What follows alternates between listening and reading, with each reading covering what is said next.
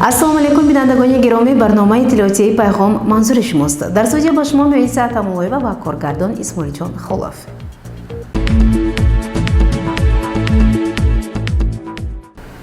бахшида ба 30-мин солгарди истиқлолияти давлатии ҷумҳурии Тоҷикистон дар маркази шаҳрамон роҳпаймоии идонаи сокинон баргузор гардид. гузориши нахустини барномаи иттилоотии пайғом дар ин хусус. ба муносибати 30-мин солгарди истиқлолияти давлатии ҷумҳурии Тоҷикистон дар шаҳри бостонии Панҷакент роҳпаймоии идонаи намояндагони мақомоти давлатӣ, ҷамоатҳои деҳот, корхонаву муассисаҳо ва дар маҷмӯъ тамоми соҳаҳои хоҷагии халқ баргузор шуд. роҳпаймоӣ бо танинандоз шудани суруди миллии ҷумҳурии Тоҷикистон оғоз ёфт. иштирокчиёни роҳпаймоӣ ва мардуми Панҷакенти бостониро намояндаи ҳукумати ҷумҳурии Тоҷикистон, президенти Академияи миллии илмҳои ҷумҳурии Тоҷикистон Фарҳод Раҳимӣ ба муносибати 30-мин солгарди истиқлолияти давлатии ҷумҳурии Тоҷикистон табрику муборакбод намуд. ҳамдиёрони азиз, ҳозирини гиромӣ, мардуми шарифи Панҷакенти бостонӣ, аввалан ҳамаи шумо дар симои шумо тамоми мардуми шарифи Панҷакенти бостониро бо ҷашни 30-солагии истиқлоли давлатии ҷумҳурии Тоҷикистон самимона табрик ва муборакбод мегӯям. ба ҳамаи шумо саломатӣ ва сарбаландӣ ва кишвари азизамон ва Тоҷикистони азиз сулҳу субот ва бунёдкориро таманно менамоям. раиси шаҳри Панҷакент Абдухолиқ Холиқзода дар бораи дастовардҳои 30 соли истиқлоли давлатӣ дар партави сиёсати созандаи асосгузори сулҳу ваҳдати миллӣ пешои миллат, президенти ҷумҳурии Тоҷикистон муҳтарам Эмомалӣ Раҳмон сухан гуфта, ҳозирин сокинони кишвар, вилояти Суғд ва Панҷакенти бостониро бо 30-мин солгарди истиқлолияти давлатии ҷумҳурии Тоҷикистон шодбош гуфт. умед мекунам ки чорабинии идона дар сатҳи баланди ташкилӣ ва ифтихору шукргузорӣ аз 30 соли истиқлоли давлатии ҷумҳурии Тоҷикистон доир мегардад ва мо ҳамагон шоҳиди дастовардҳои назарраси ҷомеаи меҳнатӣ хоҳем шуд.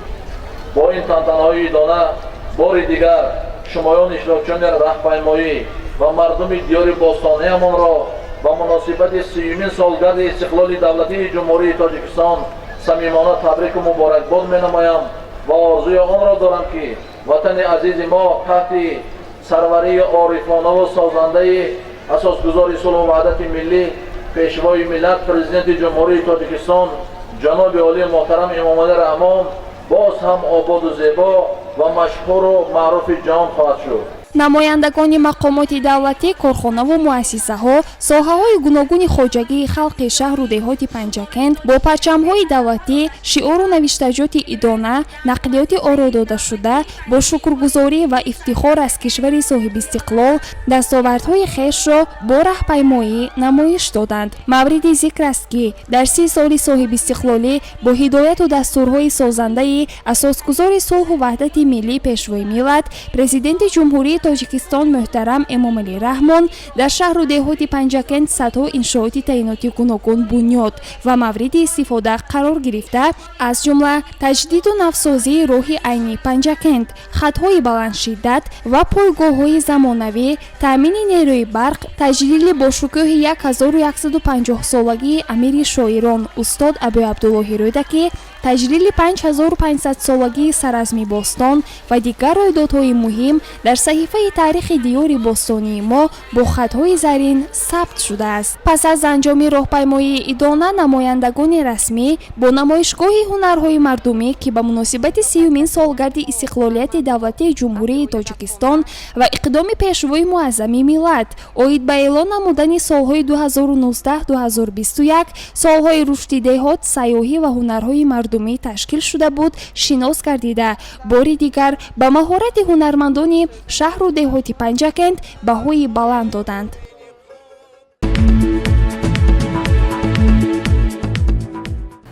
чанд сол аст ки дар шаҳру деҳотамон ба тариқи ҳашар сохта ба истифода додани иншоотҳои таъинотушон гуногун ба ҳукми анъана даромадааст. гузориши мо аз ҷамоати деҳоти Косатарош далели фикри болост. таваҷҷӯҳ намоед. در عرفه 30 سالگی استقلال دولتی جمهوری تاجیکستان بعد اشتراک در پرده حربی نماینده حکومت جمهوری تاجیکستان پرزیدنت اکادمی ملی علم جمهوری فرهاد رحیمی رئیس شهر عبدالخالق خالقزاده با هیئت همراهانشان به جماعت دیوت کاستروج سفر کردند. آنها اینجا نخست به مسیح تحصیلات میانی عمومی رقم 5 آمده با سینخوان‌های به طریق حشر ساخته شده شناخته شدند.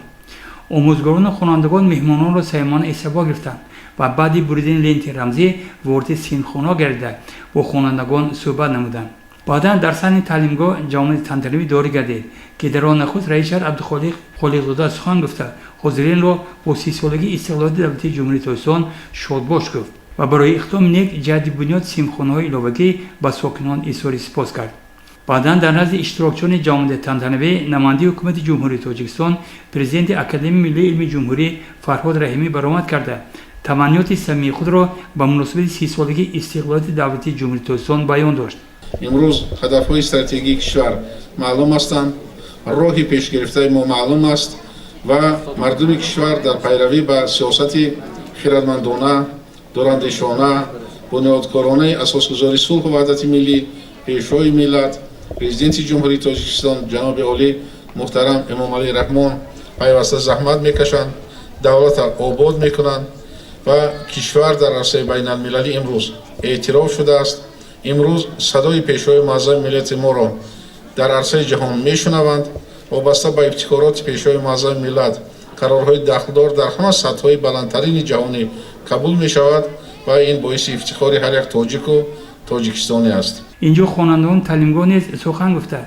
با اساسگذار صلح و وحدت ملی پیشوای ملت پرزیدنت جمهوری تاجیکستان محترم امام رحمان برای توجه غمخواری به ساحه مکتب معارف و غمخواری نسبت نسل نو اظهار منتداری نمودند. بعدا در جماعت دیوت کاساتراش انشاءات جشنی پایه پرچم جمهوری تاجیکستان مورد استفاده قرار گرفت.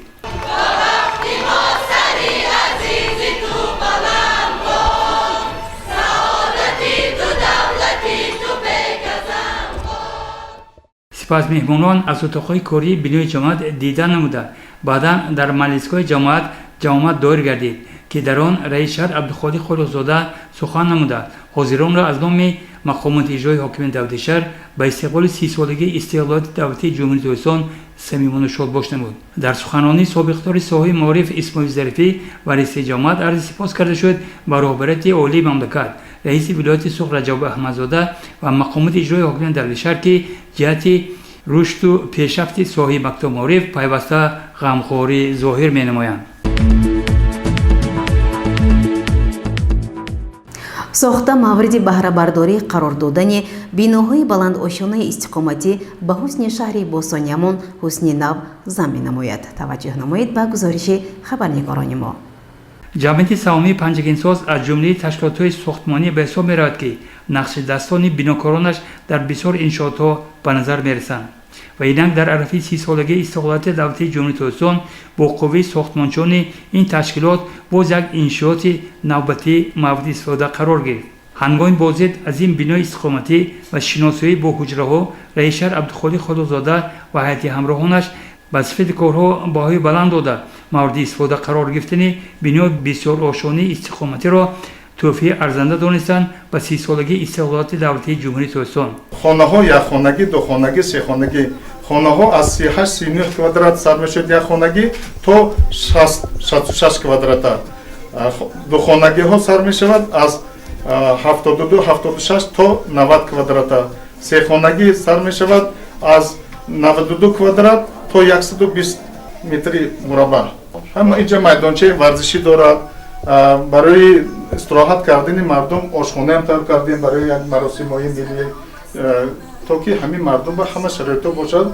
اون سپارشی که برای بهبودی مردم از طرف حکومت جمهوری تاجیکستان محترم جناب عالی رئیس ولایت محترم رئیس شهر اون سپارشی که شما بر وقت رونده یک چند ماه پیش ما سپارش داده بودید همون سپارشی شما گفتگی ما اجرا کردیم.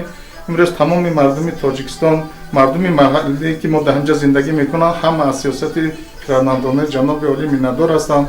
امروز سیاست آبادانه سازندگی که شما کرده ایستادگید همه خرسند با یک دل گرم با یک مهر و محبت بلند دستگیری کرده ایستادند و در آینده اون نقشه‌ای که شما در نزد ما ساختمانچی ماندید باید آباد کردن تمام شهر و دیهات پنجکین мо ваъда медиҳем ки бо сари баланд бо сифати баланд ба маврид сохта ҳамин барои баланд бардоштани сатҳу зиндагии мардуми тоҷикистон хизматҳои арзандаи худамонро расонем. баъди боздид аз ҳуҷраҳои истиқоматӣ дар саҳни бино ҷамъомад доир гардид ки дар он раис шаҳр абдухолиқ хулуқзода ва собиқ раис шаҳри панҷакен шокир собиров сухан гуфта ба бинокорон барои чунин тӯҳфаи арзанда изҳори сипос намуда ҳозиринро ба 30-солагии истиқлолияти давлатии ҷумҳурии тоҷикистон самимона табрику таҳният гуфтанд. баъдан бо иқдоми мақомоти иҷрои ҳокими давлати шаҳр ба гурӯҳи кӯдакон ки дар ин бинои истиқоматӣ зиндагӣ меномоянд тӯҳфаҳо тақдим гардиданд.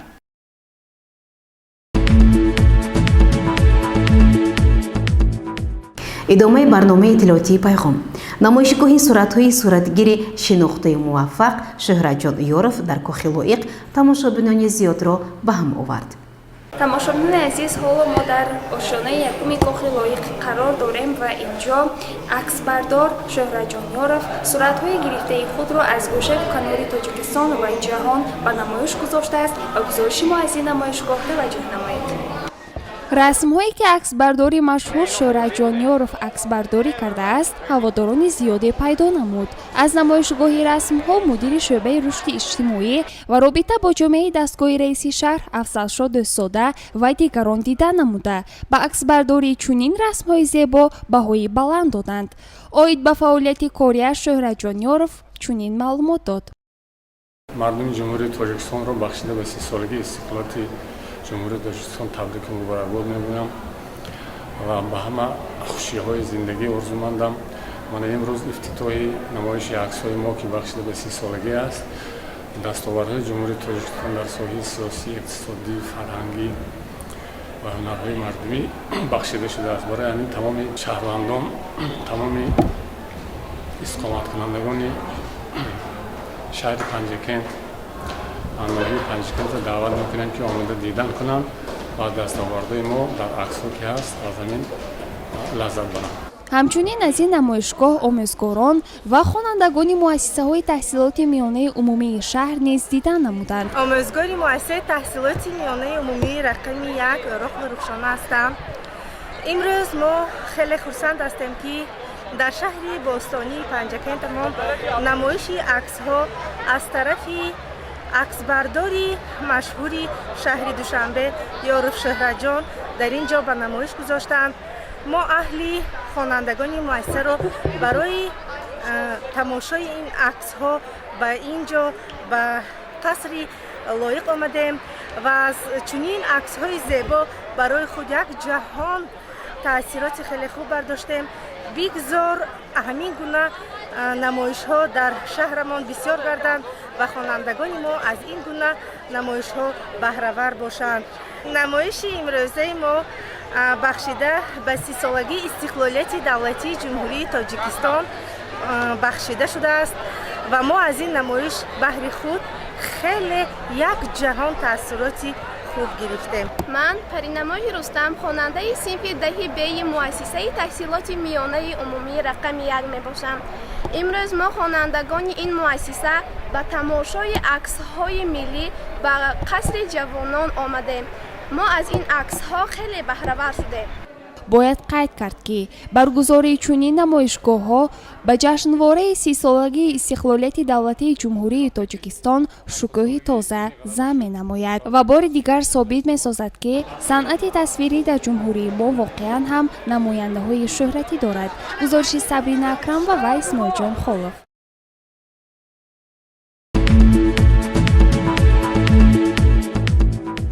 намояндаи ҳукумати ҷумҳурии тоҷикистон, президенти академияи миллии илми ҷумҳурӣ Фарҳод Раҳимӣ ва раиси шаҳри Панҷакент Абдухолиқ Холиқзода дар арафаи 30-юмин солгарди истиқлолияти давлатии ҷумҳурии тоҷикистон аз ҷамъияти саҳоми кушодаи маърифатпарвар боздид ба амал оварданд.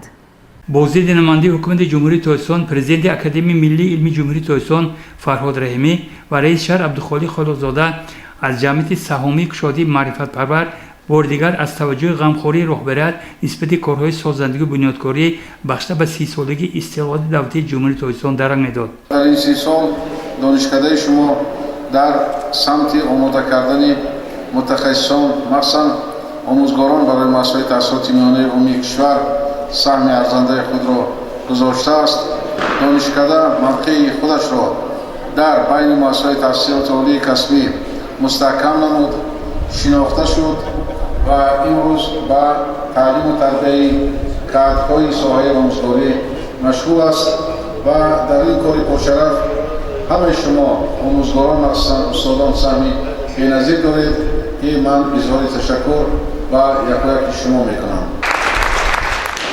тамоми он ободие ки дар кишвар аст мо дар шаҳри Панҷакент ҳам мебинем ва иншоотҳои зиёди иҷтимоӣ дар шаҳр дар тӯли 3 соли охир махсусан бунёд шуданд ки симои шаҳрро ба куллӣ дигаргун карданд. ҳангоми боздид аз маърифатпарвар Фарҳод Раҳимӣ баробари таманнути нек бахшида ба 30-солагии истиқлоли давлатии ҷумҳурии Тоҷикистон бо гурӯҳи донишҷӯён суҳбат дошт ва онҳоро ба дӯстдоштани ватан ва хизмат дар сафҳои артиши миллӣ даъват намуд.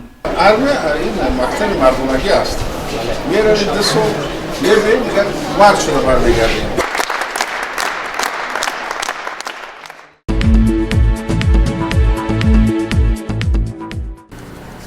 бинандагони гиромӣ, дар ҳаминҷо барномаи тиловатии пайғом ба поён мерасад. барои ҳар яки шумо таъсиятиву хонабудиро хоҳонем. то барномаи дигар шоду пирӯз бошед. хайр.